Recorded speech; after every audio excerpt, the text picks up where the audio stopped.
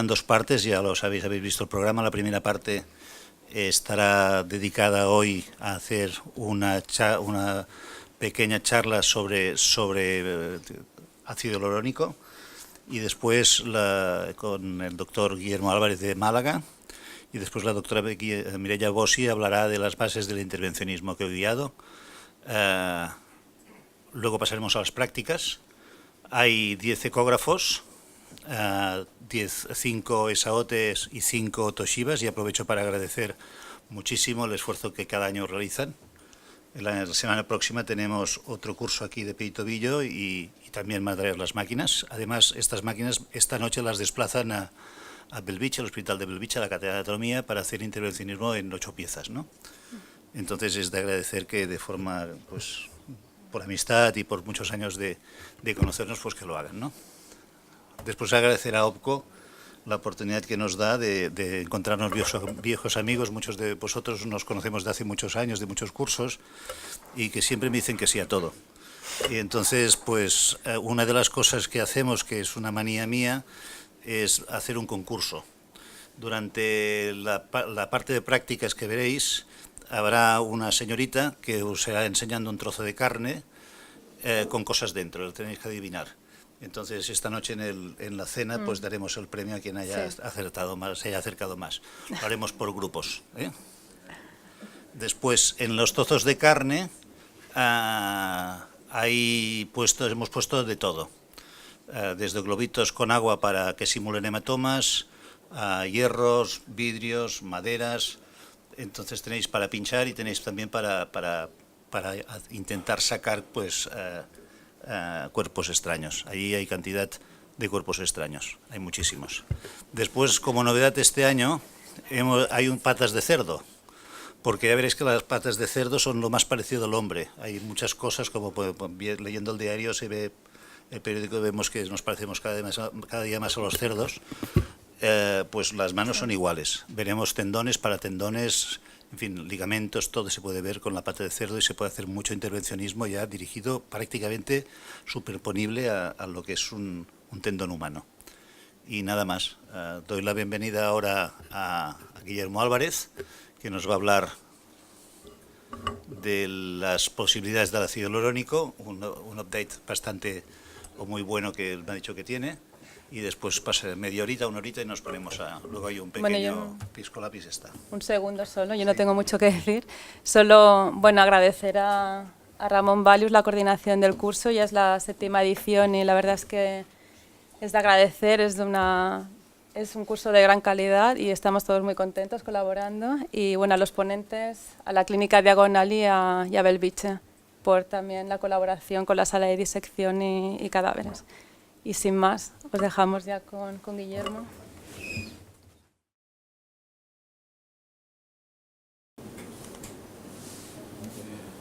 Bueno, buenas tardes a todos. Agradecerle a OPCO la invitación y a mi amigo el doctor Valius el poder estar un año más aquí. El título de mi presentación es Aplicaciones ecoguiadas de ácido hialurónico en la parte blanda.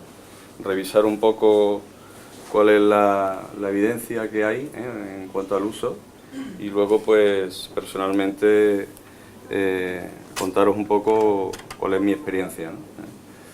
Esta molécula, el ácido hialurónico, bueno, yo vengo de Málaga, soy especialista en medicina del deporte, y bueno, la ecografía, igual que Ramón, pues es una de mis pasiones en mi práctica clínica diaria. El ácido hialurónico, si veis esa imagen de ahí abajo, veis una célula, lo que podría ser un tenocito, un fibroblasto, en un ambiente de una matriz extracelular. Precisamente esa matriz extracelular, que es fundamental para mantener cualquier estructura histológica y específicamente en el músculo esquelético, tiene una serie de componentes principales. Uno de ellos son los proteoglicanos. Son unas moléculas de carácter proteínico con alta capacidad hidrofílica de captar agua.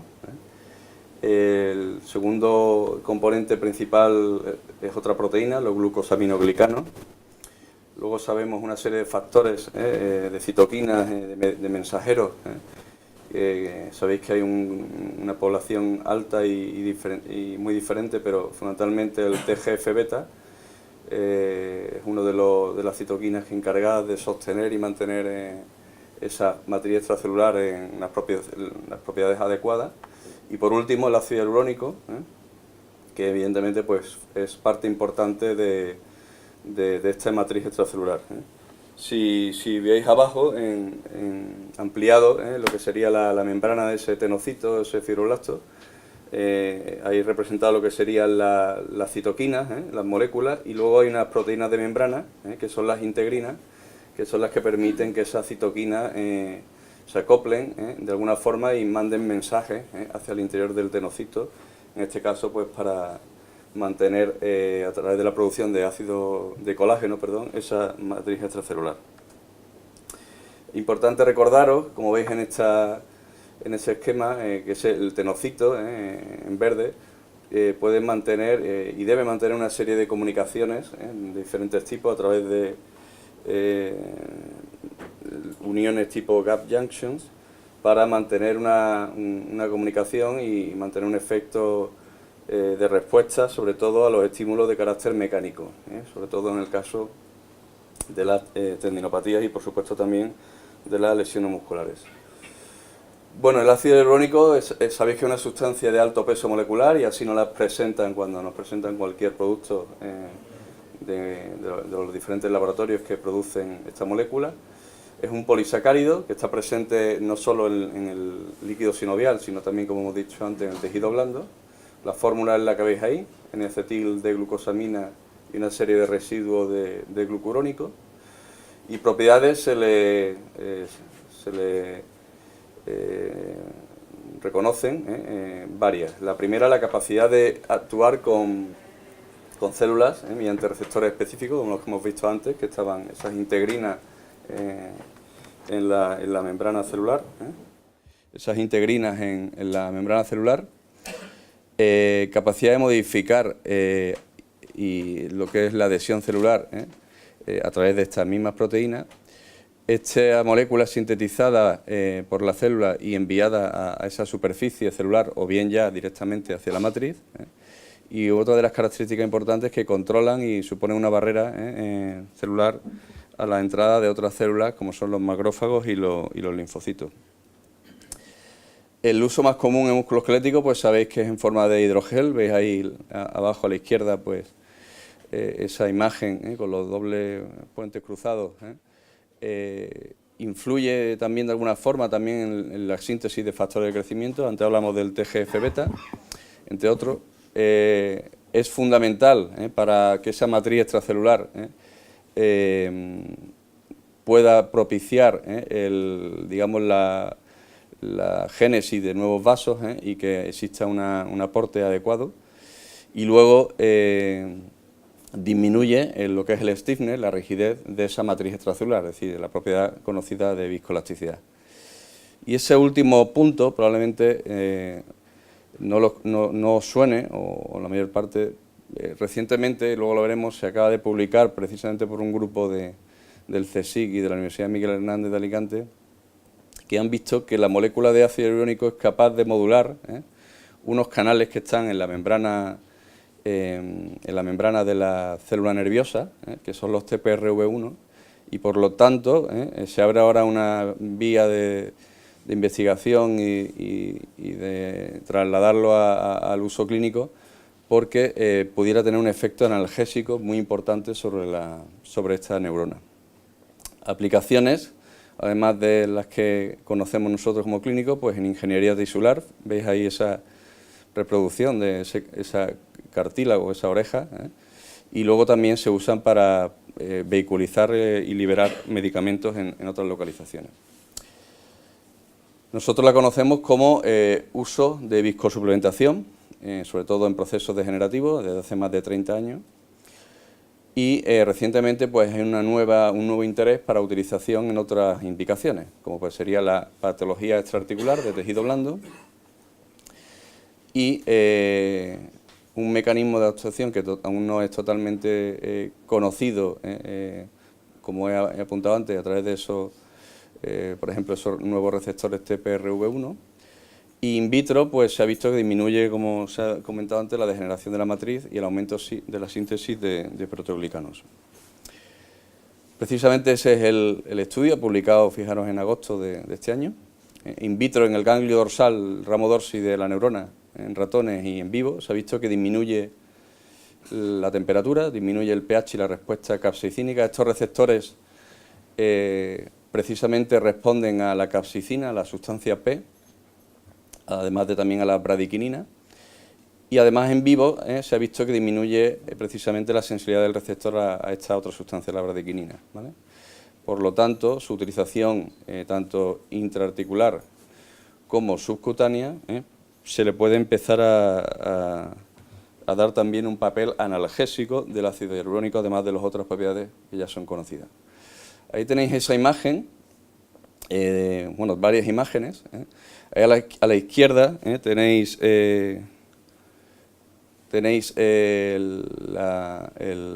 la neurona, de lo que sería la neurona que está en el ramo dorsi, en el ganglio dorsal. Veis una neurona periférica con una comunicación directa y fijaros cómo esta neurona en el axón libera una serie de sustancias, como son la sustancia P y la sustancia también CGRP, y produce la degranulación del mastocito, con toda la salida de serotonina y histamina. Todo este concepto de moléculas que a su vez generan una respuesta inflamatoria de la neurona vía retrógrada hacia el ramo dorsi es lo que se conoce como inflamación neurogénica. Aquí veis a la derecha un PET scan donde se han marcado los receptores de neuroquinina 1. Fijaros el codo izquierdo, el sintomático, cómo capta frente al codo asintomático, precisamente los receptores de la neuroquinina 1. Y en la imagen que veis arriba de la ecografía de un tenis elbow, un codo de tenis, fijaros en la neovascularización que existe, pero fijaros el límite del tendón, con esa línea punteada.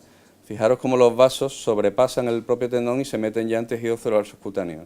Eso lo que demuestra es que estas terminaciones libres sensitivas que veis aquí, que son fundamentalmente de tipo C, es lo que se llama el sistema somatosensitivo capsaicínico, que está en el tejido celular subcutáneo. Eso lo que demuestra es que la inflamación neurogénica no solo está presente en la propia articulación y en el tejido blando, sino en los propios nervios subcutáneos de nuestro organismo. Ahí veis el esquema de cómo arriba, como un ramo que recoge la sensibilidad articular de una articulación, por ejemplo, con artrosis. Este sería el axón que hemos visto antes, como todos esos mediadores, como son la bradiquinina o neuroquinina, la sustancia P, producen en estos canales, que son los canales TPRV1, lo que hacen el hialurónico es simular el efecto de la sustancia P. Lo que hace la sustancia P cuando se acopla a este receptor es abrir el canal y generar unos flujos de sodio-calcio de alta velocidad. Sin embargo, cuando se acopla el hialurónico, ese canal se cierra, con lo cual los flujos de sodio-calcio disminuyen en velocidad y se genera un fenómeno de desinflamación de la neurona de forma retrógrada hacia el ganglio dorsal, ¿vale? Y esto es bastante interesante. Bueno, vamos a la molécula de ácido hialurónico, la veis ahí. Fijaros como hay una serie de proteínas que lo pueden ligar a otras moléculas, como son los proteoglicanos, o el condroitinsulfato o el queratinsulfato. Es decir, el hialurónico tiene la posibilidad de ligarse a otras moléculas, como las que hemos comentado antes, que estaban en la matriz extracelular. Cuando hablamos de hialurónico en partes blandas, no articulares, estamos hablando de volúmenes entre 1,2 o 2 mililitros, más una serie de sustancias que pueden variar como estabilizadores. Y vamos a las indicaciones como clínicos que somos. Fundamentalmente las que hay descritas y revisadas en la literatura y que tienen algún fundamento son las tres que ves ahí. Las lesiones ligamentosas agudas del tobillo, el síndrome subacromial y el codo de tenis, que lo acabamos de ver ahora mismo. Comenzamos por la primera, las lesiones de tobillo. Fundamentalmente hablamos del componente agudo, de la rotura parcial o completa, el edema, todas las manifestaciones inflamatorias. Frecuentemente sabemos que el tibioperoneo anterior, el peroneo astralino anterior y en menor medida el tibioperoneo anterior, La indicación puede ser 1 o 2 inyecciones en periligamentaria e intraligamentaria, con un intervalo de 1 a 2 semanas, y luego, evidentemente, puede haber cualquier tratamiento coadyuvante, uso de órtesis o fisioterapia, etcétera, etcétera, o a veces lo utilizamos como tratamiento único en las primeras 2 semanas. En este estudio de Petrella, un grupo canadiense, con 158 deportistas con lesión ligamentosa de tobillo grado 1-2, en 30% de estos pacientes era el primer episodio. Se randomizó el grupo el total en 2 grupos en las primeras 48 horas. Un grupo de ácido hialurónico al inicio de los 4 días, más frío, y un grupo de placebo que se inyectaba en el día 0 y en el día 4, más el RICE también. Se analizó la escala analógica visual del dolor a las 4, 8, 30 y 90 días, y se incluía la fisioterapia desde el día 9, con una media de 33 pacientes, donde hubo una media de 4, más 4 menos 3 sesiones, ¿vale?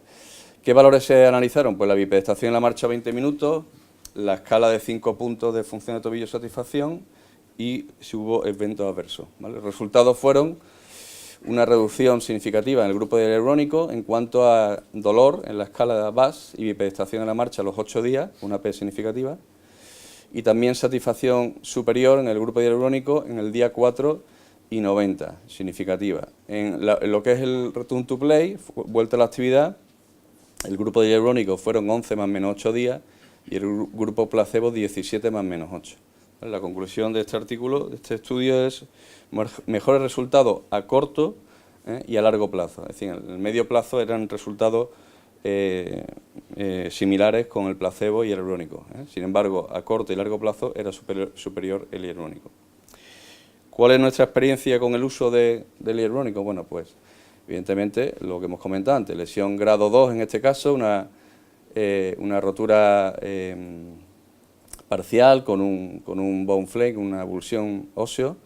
El tratamiento se hizo en una sola sesión de hialurónico. A veces se puede colocar, ahí veis el fragmento, ¿vale? A veces se puede colocar una pequeña cantidad de anestésico periligamentario, como veis ahí, a la derecha, a la entrada de la aguja. Hay gente que tolera menos este tipo de inyección de hialurónico y se coloca simplemente un poco de inyección periligamentaria. En este otro caso, que también es un grado 2, con otro bone flake, a la izquierda veis la tibia, el astrágalo, el ligamento hipoecogénico, la flecha que marca ese fragmento. Veis que ya hay una situación de neovaso en esa lesión.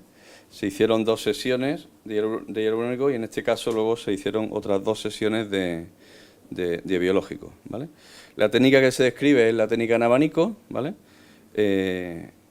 Bueno, pues ir entrando e ir cambiando un poquito la orientación de la aguja. Aquí hay más entrada que cambio de orientación porque el vídeo no cogió el cambio de orientación, ¿vale? Y bueno, realmente se recomienda ponerlo intratisular y también periligamentario, ¿vale? Lo que hace el hialurónico es aumentar el volumen, evidentemente, de ese ligamento dañado, ¿vale? Y bueno, otra lesión, tipo la que hemos visto antes, esto era una lesión ya más crónica, donde, bueno, pues además del hialurónico se puso también un corticoide preligamentario porque no estamos hablando de una lesión aguda, sino una lesión crónica, ¿vale? Ahí veis, bueno, pues un poco el abordaje, ¿no? El abordaje simplemente en este caso se va buscando más la calcificación, perdón, y en el otro más, digamos, entrando en el propio tejido y aumentando su volumen con el ácido hialurónico, ¿vale?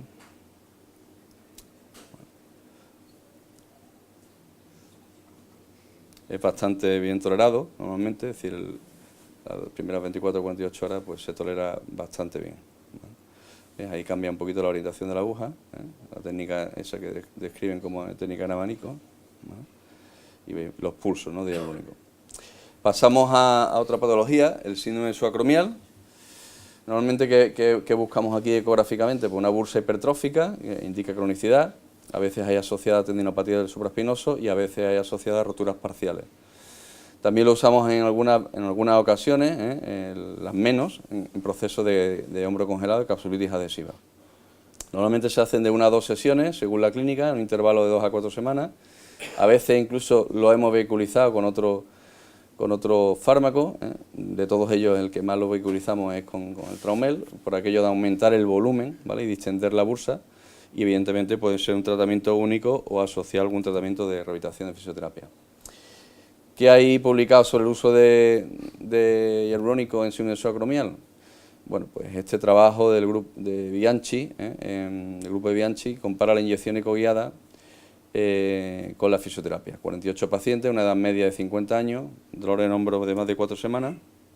Los criterios de exclusión, los que veis ahí, en este caso excluyen, fijaros, las roturas, además de calcificación, inestabilidad, artrosis, enfermedades reumatológicas y cirugía o inyección previa, en los 4 meses previos, bloqueos anestésicos o trauma de enfermedad importante. Eso lo excluye de este estudio. El grupo de hialurónico eran 25 pacientes, 2 inyecciones, un intervalo de 2 semanas, y el grupo de fisioterapia, 23 pacientes, con 30 días de tratamiento, 3 sesiones semanales. La valoración clínica se hizo con la escala analógica visual del dolor y estas 2 escalas, la Oxford y el Constant-Murley, a las 0, 2, 4, 12 y hasta 24 semanas de seguimiento. Los resultados del hialurónico es una reducción del dolor global a las 2, 4 y 12 semanas, con una P significativa, y una reducción del dolor nocturno y actividad también en esas semanas. La fisioterapia, la reducción del dolor global a las 2 semanas era también positiva y significativa. Sin embargo, no se mantenía ya esa reducción de dolor a partir de la 4ª, 12 y 24 semanas, ¿vale?, con una P ya no significativa. En cuanto a la escala de Constant-Murley y de Oxford, aumentaban en el caso de hialurónico a las 2, 4 y 12 y a las 24 semanas, aunque aumentaba ya no era significativa, y en el grupo de fisioterapia los resultados eran positivos a las 2 semanas, pero ya a partir de ahí la P no era significativa, es decir, el hialurónico era a largo plazo, ¿vale?, era mucho más eficaz que simplemente el tratamiento con fisioterapia. Precisamente ahora estamos acabando un estudio en el que llevamos ya más de un año reclutando pacientes en un estudio de hialurónico con OPCO en síndrome acromial, que tenemos esperanza, bueno, de ver los resultados.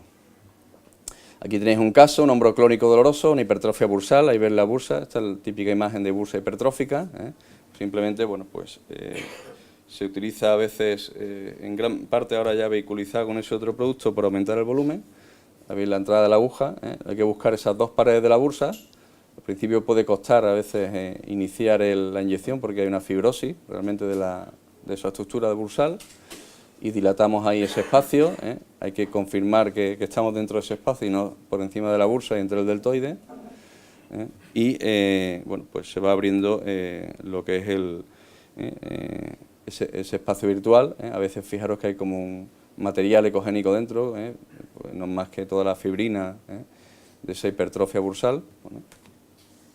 Y veis cómo el propio hialurónico también genera cierto artefacto de ecogenicidad dentro de la propia bursa, ¿no?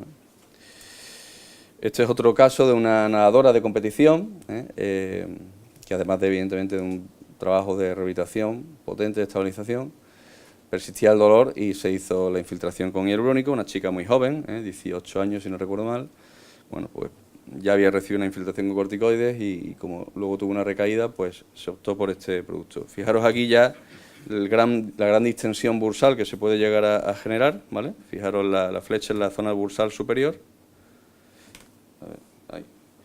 Y fijaros la gran distensión de la bursa que se ha generado, ¿vale? Ahí la flecha está en la zona superficial de la bursa, y fijaros la distensión tan grande.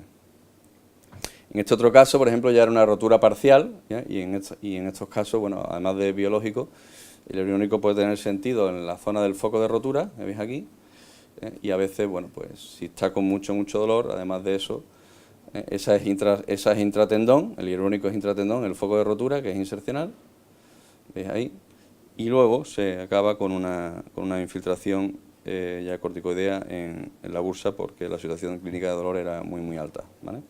En este caso se hicieron dos sesiones de este procedimiento.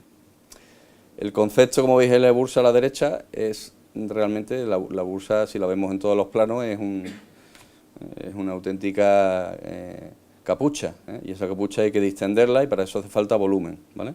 Entonces, bueno, pues ahí veis un hialurónico ya colocado y cómo vamos desplazando la sonda por todo el contorno de la bursa. Fijaros cómo la bursa se ha rellenado completamente, como veis la imagen a la derecha. ¿Vale? Ese es el concepto de hidrodisección bursal, ¿vale? Realmente rellenar todo ese espacio virtual, ¿vale? Ahí lo veis a la derecha, en el otro hay con movimiento, justo a la izquierda quedaría el acromion.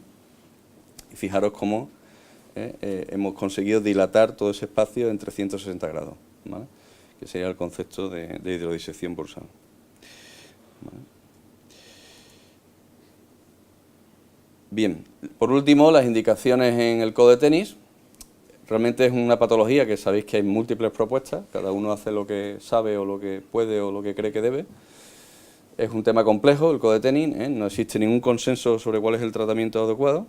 En cuanto a hialurónico, el estudio con más casos es este grupo también de Petrella, también del mismo de los canadienses del tobillo. Un estudio que a mi juicio pues tiene un defecto importante, es que no hay ningún criterio de imagen, con lo cual no sabemos si son tendinopatías vascularizadas, no vascularizadas, si tienen roturas parciales, no tienen roturas parciales. La muestra es amplia, 331 deportistas, la edad media la que veis ahí, 49, más o menos 12 años, y luego la infiltración también es a ciegas, al día 0 y a los 7 días, con la técnica de abanico.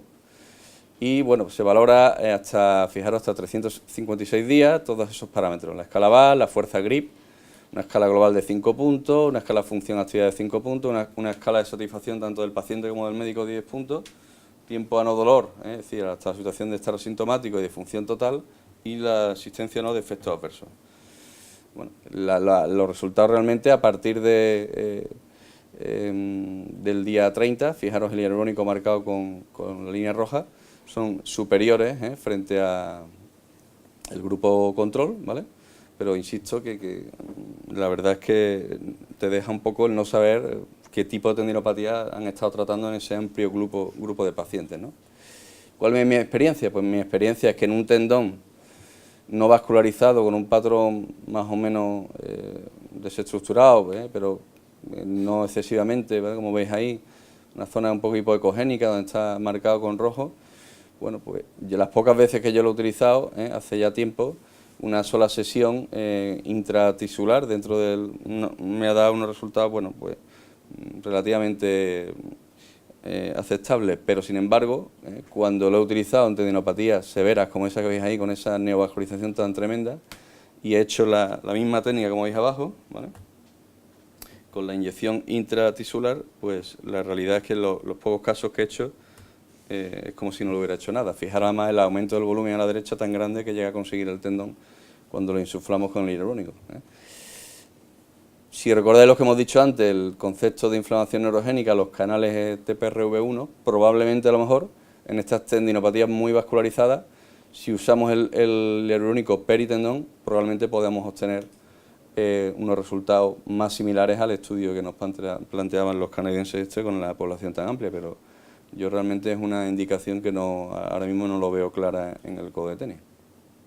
Como conclusiones, y yo acabo, la viscosuplementación en tejido blando pues puede ser una alternativa en algunos casos de estas patologías. Siempre habrá que ir investigando en base a la experiencia clínica y basándonos en la evidencia y también de las ciencias básicas.